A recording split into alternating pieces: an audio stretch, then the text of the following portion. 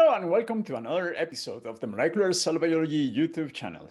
In this episode, we will go over how flow cytometry can be used to analyze the distribution of a cell population among the different stages of the cell cycle. So the ultimate goal here is to provide you with a functional understanding of the scientific basis and methodology that allow us to use flow cytometry to rapidly determine how a given population of cells is distributed among the different stages of the cell cycle and how to interpret the data that is obtained in this kind of analysis. This includes being able to predict the changes that would be expected if the cells were to be exposed to different treatments capable of activating the checkpoints that regulate passage through the different stages of the cell cycle. So, as an introduction to this topic, it is important to remember that the eukaryotic cell cycle is divided into four different stages, namely the M phase, also referred to as mitosis, which corresponds to the stage in which the cell actively segregates their chromosomes to generate two new daughter cells, each containing the full complement of chromosomes, which for humans is 23 pairs of chromosomes. The fact that each chromosome is present as a pair is why this stage is referred to as our diploid chromosomal number. The M phase is followed by the G1 stage, in which the cell undergoes the synthesis of all the elements that are required for the cell to be able to enter into the next stage of the cell cycle, that is the S phase, which in turn corresponds to the stage in which the cell replicates its entire genome. So during the S phase, our cells replicate every chromosome, thus going from 23 pairs at the beginning of S phase up to 46 pairs at the end of the S phase. So the event that characterizes the S phase is DNA replication, taking the cell from diploid state to a tetraploid state. The cell then enters the G2 stage, in which additional factors are synthesized to then allow the cell to enter a new round of mitosis. The other essential idea to understand the content of this video is that progression through the cell cycle is under tight control. And there are two main different types of signals that regulate this process. First, there are stimulatory signals that promote progression through the cell cycle. And those signals come primarily in the form of growth factors. When the cells are properly stimulated with sufficient amounts of the right type of growth factors for the specific cell type at play, then the cell passes through a point known as the restriction point and becomes committed to passage through the entire cell cycle. In the absence of such proper stimulation by growth factors, for instance, when their concentration is not sufficient or the stimulation is not maintained for long enough, then the cell ceases progressing through the cell cycle and enters into a non-proliferative stage known as G0. Many cells in our body are in this stage, and they can be re-stimulated to go back into the cell cycle when it is needed. For instance, when damage occurs that requires new cell growth to repair the damage. The other type of signals that regulate progression through the cell cycle are repressive signals, signals that halt progression through the cell cycle. These are also called checkpoints. Checkpoints can be viewed as a system of molecular inspectors that verify the integrity of the specific targets in the cell before allowing the cell to continue to the next stage of the cell cycle. There are four different checkpoints during the cell cycle, one per each stage of the cell cycle. Three of them, namely the G1, the S, and the G2 checkpoints, verify that the integrity of the DNA has been maintained. In other words, they check for the absence of DNA damage. The S and G2 checkpoints also verify that all DNA has been properly replicated. The final checkpoint, the mitotic checkpoint, the one in mitosis, checks that all chromosomes may be properly aligned and engaged by the mitotic spindle so that they might be pulled into the opposite ends of the dividing cell during the anaphase stage of mitosis. When the checkpoints detect defects in the specific targets that they are inspecting for, whether it is DNA damage or lack of chromosomal association with the mitotic spindle, the checkpoint is set to be activated, and such activation triggers a halt in progression through the cell cycle. This prevents the cells from being able to continue to the next stage of the cell cycle until the issue at hand has been resolved. If the issue can't be resolved, then the usual outcome for the cell is that the molecular events that trigger apoptosis, also known as programmed cell death, are turned on and the cell dies apoptotically. This is a good thing for the organism, as it is evident that it is better to lose one cell rather than allowing cells with substantial amounts of DNA damage to replicate and increase their number, as this is what over time leads to the formation of cancerous tumors in our body. Now, the fact that the amount of DNA in our cells changes as they progress through the cell cycle is what allows flow cytometry to be used to check the distribution of cells among the different stages of the cell cycle. Flow cytometry is a technique that allows the rapid measurement of the basic properties of cells in a large cell population.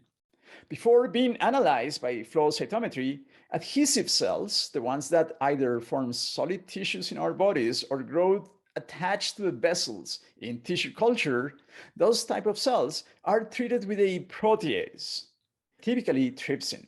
This protease dissociates the cells from each other by cleaving the proteins in the plasma membrane that mediate adhesion to surfaces and to other cells. Once the cells have been disrupted and separated from each other by this protease treatment, the cells are washed and treated with a detergent that permeabilizes the membrane and a fixative that keeps cell integrity. And furthermore, there is also a fluorescent dye that intercalates with the DNA that is added at that point. Two dyes that are frequently used to this end are propion iodide and DAPI. Propion iodide binds not only to DNA, but also to RNA, and therefore the cells must be treated with an RNase to eliminate all the RNA when stained with propion iodide for cell cycle analysis. DAPI binds preferentially to DNA, and therefore treatment with an RNase is not required when DAPI is used as the fluorescent dye. The key characteristic shared by both fluorescent dyes is that their binding to DNA is stoichiometrical. That is, it is proportional to the amount of DNA present. In other words, the more DNA there is, the more fluorescent dye will be bound to the DNA, and the increase will be proportional to the additional amount of DNA that is present in the cell. Once the cells are fixed and stained, they are then put in the flow cytometry.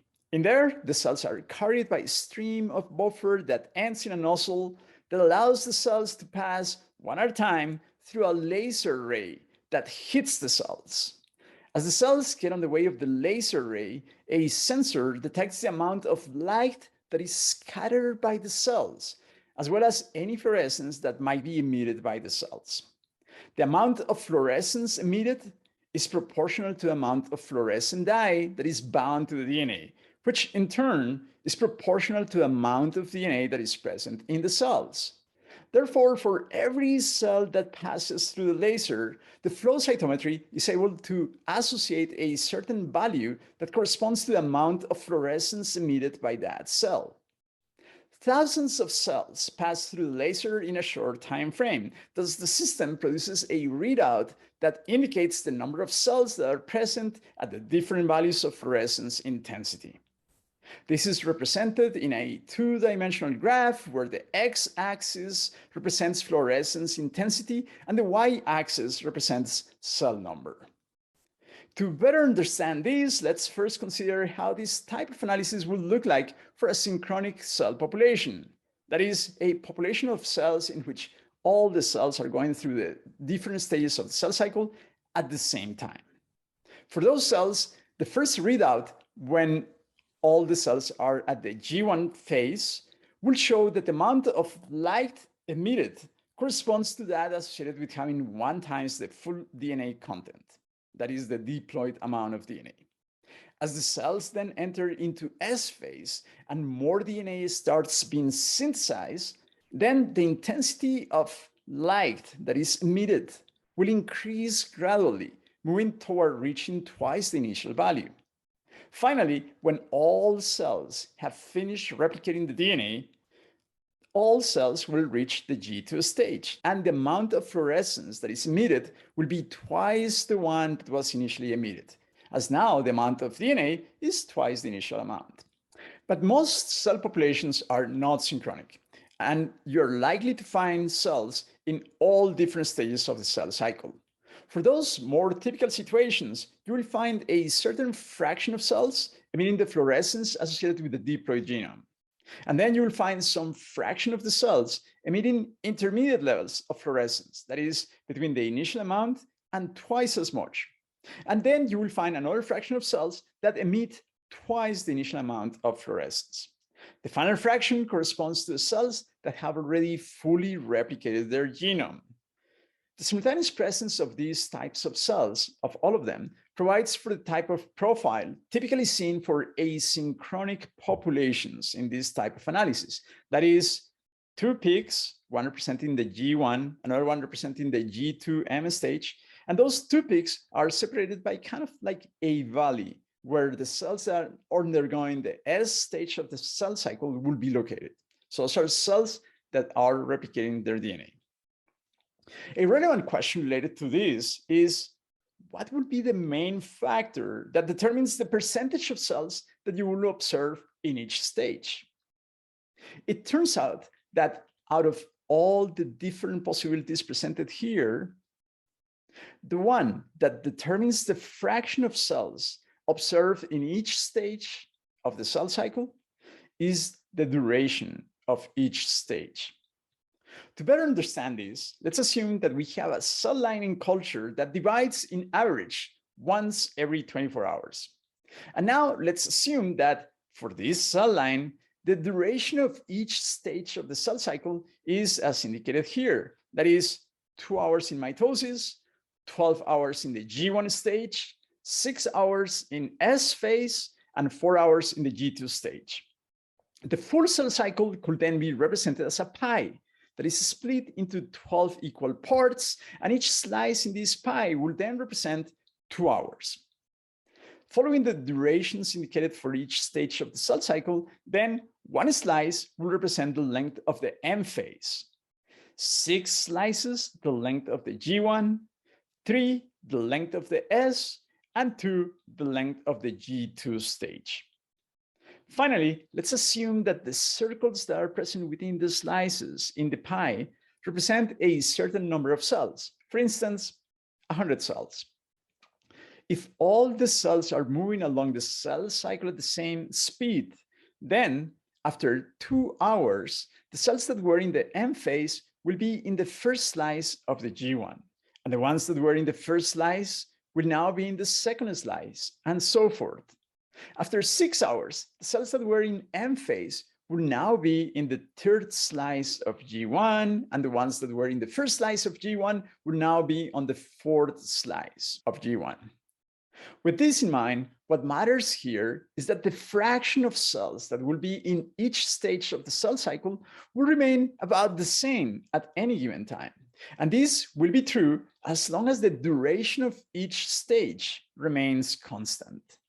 And this, of course, will be reflected in the flow cytometry data, which will show a large peak for the G1 amount of DNA, which reflects the fraction of time that cells spend in G1, while the fraction of cells in S and G2M, indicated by the area under the curve, remember that's important, the area under the curve is what indicates the amount of cells that you have there, that area under the curve will be about equal, as the cells spend about equal amounts of time in S phase as they do in G2 plus the M phase. Now, different cell types may spend different fractions of time at different stages, and this will obviously alter the percentage of cells that are observed in each stage. For instance, if now you have a cell line that spends less time in G1, say 8 hours instead of 12 hours, and that cell line spends more time in G2, say 8 hours instead of 12 hours, now the proportion of cells that you will find at any given time in the G1 and G2 stages will be substantially altered, and this will be reflected in the type of data that you will obtain in the flow cytometry analysis. Now, the peak that corresponds to G1 will be substantially smaller, while the peak that represents cells in G2 will be substantially taller, equal to that of cells in G1. One of the greatest advantages of using flow cytometry for cell cycle analysis is that it allows you to also detect cells that are dying apoptotically. During apoptosis, or programmed cell death, cells undergo chromatin fragmentation, nuclear vesiculation, and plasma membrane blobing, which results in the release of small vesicles containing fragments of nucleus and DNA. Therefore, during apoptosis, cells lose DNA content, and therefore the fluorescence emitted by apoptotic cells in this type of analysis is less than the normal fluorescence emitted by diploid cells. This results in those cells forming a peak that is located to the left of the diploid cells, that is, the G1 peak. Treatments or conditions that result in increased cell death produce increases in the pre-G1 cell population, also known as the pre-phase peak. In this example, the first panel represents the normal distribution of some cells maintained in tissue culture. While the vast majority of the cells are going through the normal cell cycle, there is a small fraction of cells that are undergoing apoptosis. In the presence of a certain chemical that produces G1 arrest and subsequent cell death, shown in B, the number of cells in G1 increases, and so does the number of pre-phase cells, which are dying apoptotically. Finally, when the cells are treated with a more toxic chemical that produces G2 arrest and subsequent cell death, shown in C, in this case, the number of cells in G2 increases and the number of apoptotic cells also increases, but in a more pronounced manner. Another advantage associated with the use of flow cytometry for cell cycle analysis is that it allows the detection of cell populations containing odd chromosomal numbers, that is, cells that may contain either extra copies of one or several chromosomes, and these cells are referred to as being aneuploid, or cells that may contain full additional copies of the entire complement of chromosomes, cells referred to as being polyploid. These cell populations with odd chromosomal numbers will show up as peaks containing unexpected amounts of DNA. For instance, in the first graph, the second peak observed corresponds to a cell population containing less than twice the 2n chromosomal number, as the number for the G1 peak is 220, whereas the number for the second peak in the x-axis is about 350. That population, the one in the second peak, is likely to contain additional copies of some chromosomes, but not a full additional complement of all chromosomes, and therefore is likely to represent aneuploid cells. The additional peaks to the right likely contain even higher chromosomal numbers, with some of them likely being some of the cells that were in the second peak, but that have now fully replicated their DNA, as 350 times 2 is around 700, which corresponds to the last clear peak that is visible to the right. The data presented here corresponds, in fact, to the DNA content of cells in a biopsy that was taken from a cancerous tumor before being treated with radiation therapy. After radiation therapy, a new analysis revealed a substantial decrease in the fraction of aneuploid cells that are present in the tissue. This exemplifies how aneuploidy and polyploidy are conditions frequently observed in cancerous tumors, as the events that lead to cancer usually affect the preservation of genomic integrity in the cell. Moving along, now let's address the last essential idea, and that is predicting the effect of specific treatments in the distribution of cells along the cell cycle. To that end, it is critical to remember that treatment with a chemical or with a cell stressor that activates a checkpoint will result in the cells being stopped along their progression through the cell cycle at that specific checkpoint. This is with the sole purpose of allowing the cells to fix the type of damage that has been triggered by the treatment use. Considering that each stage of the cell cycle contains its own checkpoint, it is easy to envision that you can then halt progression through a cell cycle at every stage of the cell cycle. The other essential idea related to this is that the length, that is, the duration of the treatment, will play a critical role in dictating the type of effects that will be observed. For instance, if the cells are exposed to a treatment that results in activating the G2 checkpoint, the cells will be halted at that stage of the cell cycle. But if the treatment is only maintained for 4 hours, then the effect on cell cycle progression revealed by flow cytometry will not be that obvious, as the increase in the G2 peak will be relatively small.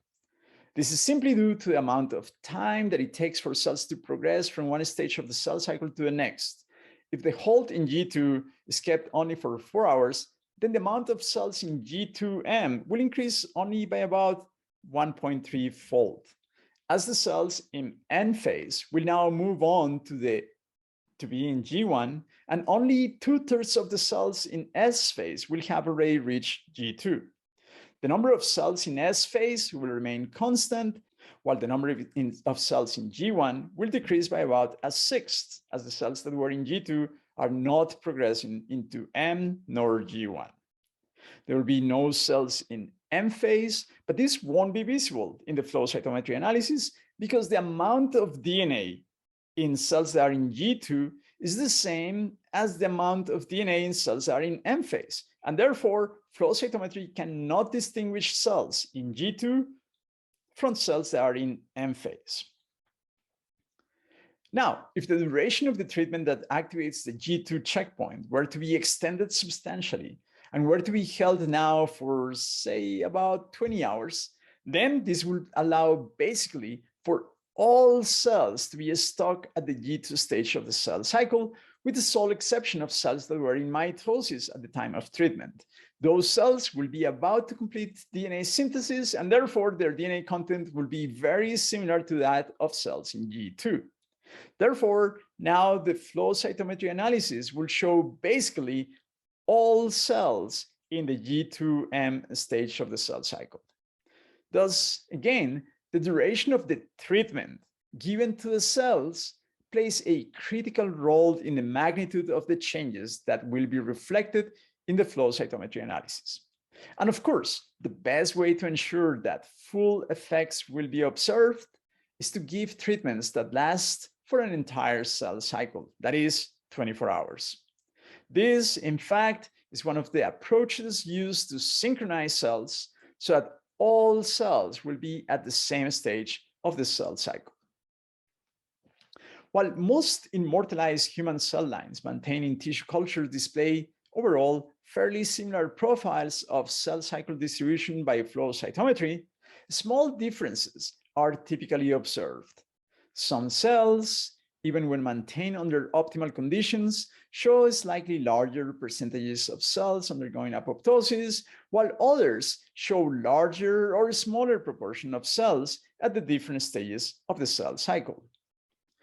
Of course, as has been already indicated, flow cytometry analyses are often used to gain insights into the molecular mechanisms by which different chemicals affect cellular events. One example to this end is treatment with etoposide. Etoposide is a chemical frequently used as chemotherapeutic agent in the treatment of various cancers, including small cell lung cancer. Etoposide targets topoisomerase II and inhibits the religation event that follows DNA cleavage by topoisomerase II. This effect triggers the accumulation of double-strand breaks in the genome after it is replicated, which activates the G2 checkpoint, therefore producing cell cycle arrest at G2. Thus, cells treated for 24 hours with a low concentration of etoposide show a slight increase in the G2M population, whereas cells that are treated with a higher concentration of etoposide show a substantial increase in the G2M population, accompanied by a marked decrease in the G1 population. To better understand the type of changes that will be expected with different treatments, let's do a couple of examples. For all of these examples, let's assume two things. First, that we are using a human cell line with a 24-hour doubling time that spends 12 hours in G1, 6 hours in S phase, 4 hours in G2, and 2 hours in M phase. And second, let's assume that the cell lines that are being used are asynchronous, meaning you have the normal distribution among all different stages of the cell cycle. Okay, now for starters, let's consider the effect that will be produced if we treat the cells with a chemical that activates the S phase checkpoint, and you do this treatment for 12 hours. Let's assume that this chemical, let's call it chemical X, does not trigger apoptosis at the concentrations used in these tests. So how much of a change would we see in the flow cytometry profile? Well, after 12 hours of treatment with chemical X, cells that were at G2 and M at the time of treatment will have already progressed to G1. And all of the cells that were in G1 will have already reached S phase. So after the 12-hour treatment with chemical X, about 3/4, that is about 75% of all the cells, will be in S phase. And the rest of the cells, that is about 1/4 or 25% of the cells, will be in G1. So the profile that will be seen will probably look something like this. Notice that there will be no cells in G2 or M. Okay, now let's consider the effect that will be triggered by treating the cells for about 8 hours with a chemical known as Y that activates the G2 checkpoint and triggers apoptosis after about 2 hours of cell arrest. So again, you're treating it for 8 hours, and this chemical activates the G2 checkpoint and triggers apoptosis after 2 hours of arrest. So any cell that has been arrested for already about 2 hours will then undergo apoptosis. Under these conditions, the cells that started in these 3 sections will all be dead because they will have been already halted for more than 2 hours. Now, these 3 sections correspond to about 1/4 of the total number of cells. That is about 25% of the total cell population. So you will expect to see about 25% cells being in the apoptotic, that is in the pre-phase stage in the flow cytometry analysis. Okay, now you will expect the cells in this slice to be in the last section of G2, that is already arrested, but not dead yet. And the cells in the next slice will also be there, although they will just barely be reaching that stage and couldn't be considered to be arrested already. The cells that were in the previous slice will also have reached G2. So the total proportion of cells in G2 will be expected to be about 1/4 of all the cells. That is about 25% of all the cells. The cells in the next 3 sections will already be in S phase, and the ones that were initially in mitosis, as well as the ones in the next 2 sections, will still be in G1. So you will have about 1/4 of all cells still in G1. This will therefore produce a profile that will look like this. In this profile, you have about equal number of cells in apoptosis, G2, S, and G1. Finally, let's consider the effect that will be triggered by treating the cells for 6 hours with a chemical known as Z. This chemical activates the G1 checkpoint and triggers cell death almost instantly upon arrest. In this case, after a 6-hour treatment with Z, all the cells in 3 sections preceding the stop sign will be dead, meaning 1/4 of all cells will be apoptotic. The other cells will be either in G1 and that group will include all the cells that were in G2, M, or the first 3 sections of G1, meaning about half of all the cells. And the remaining cells will be in G2/M, meaning 1/4 of all the cells will be in the G2M stage. So the profile that will be expected to find after treatment with Z will look something like this. Notice that there will be no cells in the S phase, as no cell will be able to go through the stop that is indicated here. Well, I hope that this provides you with substantial insight into what to expect and how to address these type of questions in the future. To finish this video, I'd like to propose to you this exercise.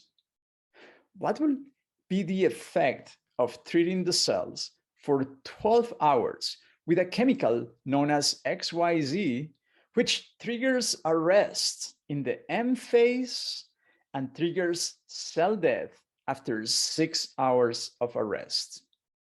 Again, I want you to consider the effect of treating cells with XYZ, and this chemical has been exposed to your cells for 12 hours, but the chemical is known to trigger cell cycle arrest in the M phase, and it also triggers apoptosis after 6 hours of cell arrest.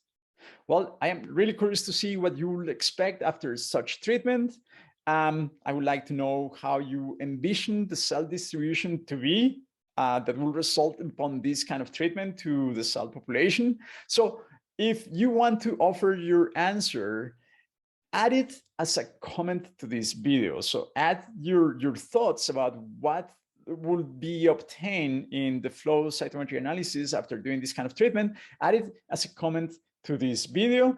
And if I see that a substantial number of answers are actually provided, I may be willing to submit my own expected answer to this proposed question. Okay, this is all for this video. As always, if you enjoyed the video, please press the thumbs up icon and subscribe to this, your molecular cell biology YouTube channel. Thank you for watching.